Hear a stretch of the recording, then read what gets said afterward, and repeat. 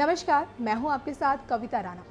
Corona काल से ही दक्षिण एशिया में तबाही जारी है और दक्षिण एशिया का हर देश अपनी टशन में घूम रहा है। पहले कोरोना आया, जिससे अभी भी तबाही जारी, और फिर नेपाल, भारत, चीन अपनी अपनी समस्याओं से लड़ रहे हैं।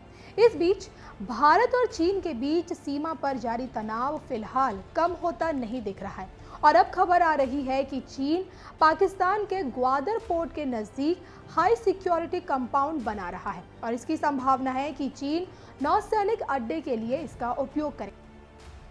फोर्ब्स मैगजीन की माने तो चीन के ग्वादर में बहुप्रतीक्षित नौसैनिक अड्डा बनाने का ये पहला संकेत है। फोर्ब्स ने अपनी रिपोर्ट में कहा है कि ये हिंद महासागर में चीन की स्थिति को मजबूत करेगा और हाल ही के उपग्रह चित्र दिखाते हैं कि पिछले कुछ सालों में कई नए परिसर बनाए गए और उनमें से एक तस्वीर में चीन की कंपनी बंदरगाह विकसित करने में दिख रही है।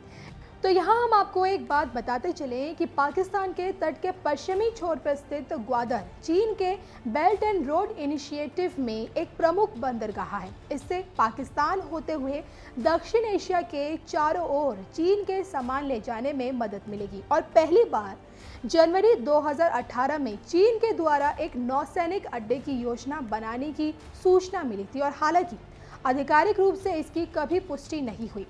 अभी सैटेलाइट से जिस हाई सिक्योरिटी कंपाउंड की पुष्टि हुई है उसका इस्तेमाल चीन संचार निर्माण कंपनी लिमिटेड CCCC लिमिटेड के तौर पर किया जा रहा है।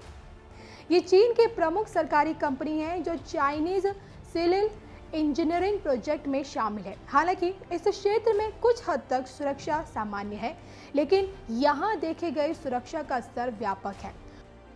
फोर्ब्स की रिपोर्ट आगे कहती है कि कंपाउंड में वाहनरोधी बम, सुरक्षा बाड़ और एक ऊंची दीवार है और संतरी पोस्ट और ऊंचा गार्ड टावर बाड़ और आंतरिक दीवार के बीच की परिधि को कवर करते हैं। तो ये सशस्त्र गार्डों को राइफलों के साथ होने की संभावना को भी दर्शाता है। तो आप समझ सकते हैं कि दक्षिण एशिया में चीन अपनी बादशाहत को हासिल करने के लिए किस तरह आगे बढ़ रहा है। चीन का उद्देश्य जो भी हो, लेकिन उनके स्थान और समय से पता चलता है कि चीन बंदरगाह विस्तार में जुटा हुआ है।